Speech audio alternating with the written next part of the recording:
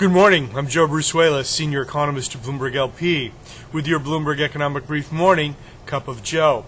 Okay, overnight we've got some mixed results in global manufacturing data. The Chinese PMI showed a slower pace of contraction and pointed towards a potential stabilization of the manufacturing output in the Middle Kingdom. However, in Europe we did see further deterioration in overall Purchasing Managers Index and an unexpected rise in the German unemployment rate. Now that has taken some of the edge off the move in financial asset markets yesterday due to the stronger than expected ISM manufacturing data and a fairly solid total vehicles report. Now, I want to talk just quickly about that data yesterday.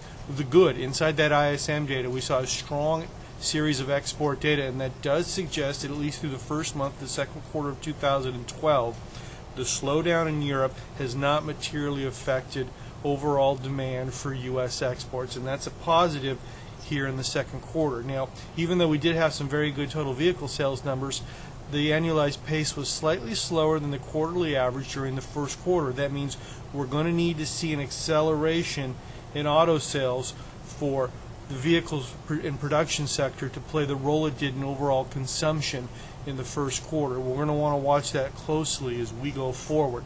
Now, this morning we've got one potential market moving data point. Now, that's the ADP the ADP employment survey for the month of April. Now, the farther you get away from the January BLS benchmark, the less reliable the ADP becomes. So at this point in the year, I typically transition to moving away from putting a focus on the headline to looking at the underlying components or hiring by firm size. In particular, I'm focusing in on hiring by small and medium-sized firms. Now, the market consensus is for a gain of 175,000 in private payrolls. That seems about right given what we see, at least in the ADP survey, consistently